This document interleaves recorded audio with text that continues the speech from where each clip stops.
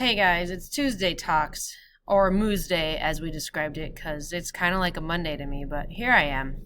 So this week we started in a power session on rational polynomials. All that means here, rational is like the word fraction, and polynomial are those things, like x cubed plus 7x squared plus 9x plus 5. That's polynomial. So we're going to put these guys into fractions and try to predict the look of them, the key points of them, and then eventually do basic operations with them. I'm only going to do addition in this video of Tuesday Talks, but you can imagine next week maybe we'll see some subtraction or multiplication happening. All right, so let's take a look here as what we talked about today in class. If we had this rational polynomial, say it with me, rational polynomial. It basically is we have a linear term up here divided by a quadratic term up here. We were looking at some key features today in class, and one of them was like X-intercepts or Y-intercepts. So let's talk about those key features. And again, I have a graph on the next page, so I will cheat in a moment. We want you to be able to visualize the key components without using a calculator. So let's first talk about a Y-intercept. Remember, that is when your X value is 0. So if we want to find this, we could always put our values for X in to be 0. Well, if all these basically go away, we're just left with -3 over -8. And that is simply our Y-intercept. And I'm just going to write 3/8. You can decimalize it, but I say make me do the reducing so you don't make a mistake. I actually prefer a fraction because then I know where you got it from in these last two terms. If we look at a value for the X-intercept, those, as we talked in class, those are found by the top. Because think about it, if it's an X-intercept, it's a number, comma, 0. We want to think, if we look up at the top here, I'll go circle this, this is where we look for it, and here's why. 0 divided by any number makes 0. So we want our outcome, our Y value, to be 0, so we want our top to be 0, we don't care what the bottom is, and we'll get our answer to be 0. So what number makes my top numerator be 0? Well, 3, take away 3, would be 0. So my X-intercept is 3. Let's move on to the vertical asymptote, or as I call it, the death sled. Copyrighted by Berglinism number 17. So a vertical asymptote. That is an X value where the graph cannot touch, where it does not work. You get error on your calculator if we had our calculator out. Well, remember, this comes from the fact that we have some number divided by 0. This is an error in math. This is a bad thing. So if we look in our denominator for where it would be 0, what values go in there to make it 0, that's tough for me to tell. But our favorite thing to do with any quadratic is to factor it, right? So I've got x times x and 4 times 2. I'm going to make my 4 positive and my 2 negative. So it multiplies to -8 but adds to positive 2.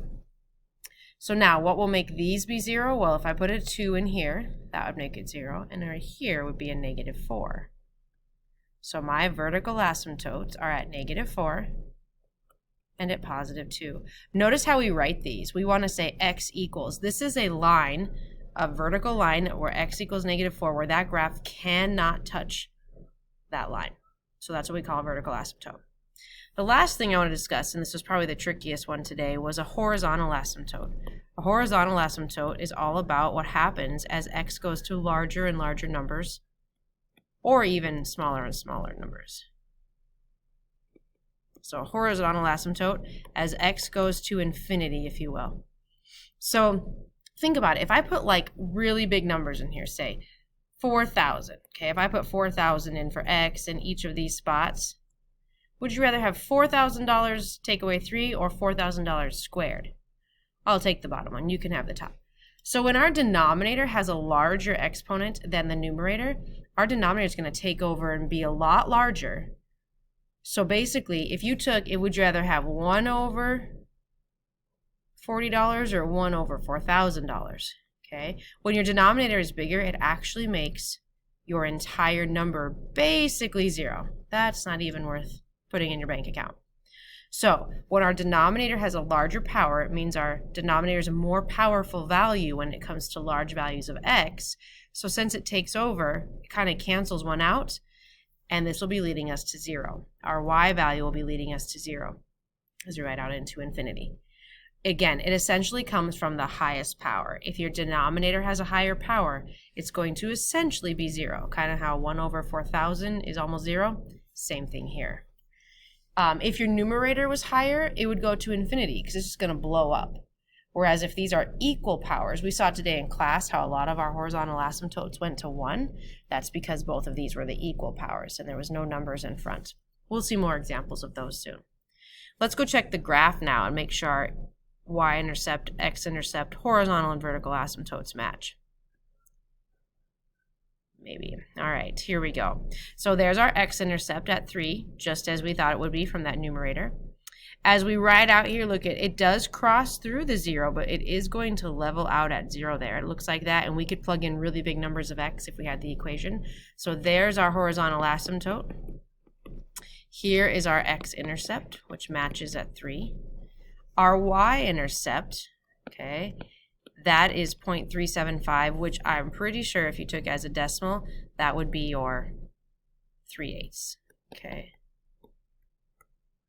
And again, I'll take either one of those, but 3/8 is fine. Sorry, I went the wrong way.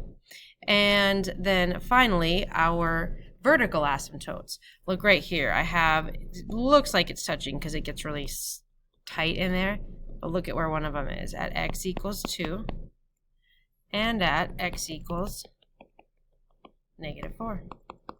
There are our death sleds or our vertical asymptotes, and we got those from when our denominator was 0. So our graph confirms all of the things we found off our rational polynomial, and I do expect that you'll be able to use just the equation here to find all those key components. Check out my website for a good notes page where everything's color-coded, and you'll get more practice with that in class. All right, one other thing can happen. So I'm going to really focus in on that vertical asymptote and the X-intercept. Our X-intercept here would appear to be -7, My vertical asymptotes, of course, come from the denominator. Let's factor that. So what multiplies to 14 but adds to 9? There we have it. I would assume my my vertical asymptotes to be at -2 and -7. But think about this. Here's a little bit of a concern because I've got, now it says I have an X-intercept at -7 and a vertical asymptote at -7. Which one is it? Well, here's the problem. We talked about this briefly just on Tuesday where there's a hole happening because right here, this x plus 7 and this x plus 7 could technically reduce, and I would have 1 over, sorry, apparently it wants me to restart, just kidding, 1 over x plus 2. It reduces, but we can't forget that this is where we came from. These x plus 7s matter. So let's take a look at what happens on the graph. Is it a vertical asymptote? Is it an X-intercept? Let's go see. Well, it looks like nothing is happening here. On Desmos, if you were to go look at -7, which would be right around in here, it will actually have an open gap when you carefully click at -7. There's actually a hole there. Holes happen when you think there's actually a vertical asymptote and an X-intercept at the same place. So it's safe to say that if you ever get a factor that cancels, it will actually be a hole instead of an X-intercept or a vertical asymptote. Now when it comes to the rest of it, does it actually have an X-intercept? Check it out. This horizontal asymptote, it's going to ride up and run out to 0. Same thing here. So it doesn't actually cross the x-axis, and it also doesn't have an X-intercept. The only vertical asymptote it has here is at -2. If we go back, it does show that we have -2 still as a vertical asymptote.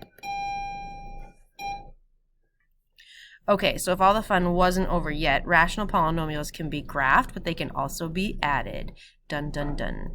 Now, here I started with an easy one. Our denominator is common, so all we do is add the like terms from the top. So we have 4x squared, and 5x and 4x makes 9x, and negative 2 and 4 make plus 2. Put that all over your common denominator. Do not add that common denominator. Now, this might be a little tricky because most of you don't like factoring, and I understand, but we do want to try to factor that numerator to see if anything cancels out, if we can look for any holes. So if I have 4x here and an x here, I'm going to put a plus 1 here and see what happens because I'm looking for these to cancel. That's your big clue. If I have 4x plus 1 in here, I could put a 2 in here because 1 times 2 would make 2. Look at here, 4x squared, 8x, 1x makes 9x, and 2. This did factor. How did I do that, you ask? Geniusness, lots of practice. Well, what this shows, though, guys, is when you get done adding, it's not enough just to say you're done and combine terms correctly. You actually need to see if you can factor it and simplify. I would actually want x plus 2 as your final answer. Now, I did a Desmos graph for you just to show you how this might relate, how this first term by itself graphed and the second term by itself graph might relate to your total picture when you add them. And here you can see my first graph is in red. See, we've got the X-intercepts there of the red one. We've got our blue graph is the second one. This is all over the place. And our combined graph here is this purple one. Notice how the Y-intercept is different because we have changed the whole composition of the function, but our X-intercept stayed the same for this guy. It just does not have this one anymore. So since that factoring happened and something's canceled, it does change it. But my biggest clue for you guys, I won't focus on the graph so much of the combination, but when you do add them, please try to cancel and reduce them.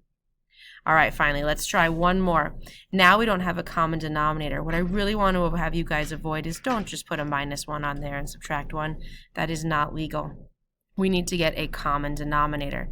So I'm going to multiply this right side by x and this left side by x minus 1. But whatever I do to the denominator, I must do to the numerator.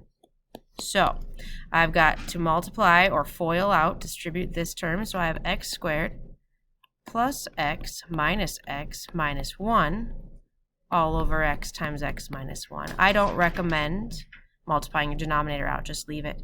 And up top I have x squared plus 2x over x times x minus 1. Now that my denominator is common, I can go ahead and add these terms together. So let's see here.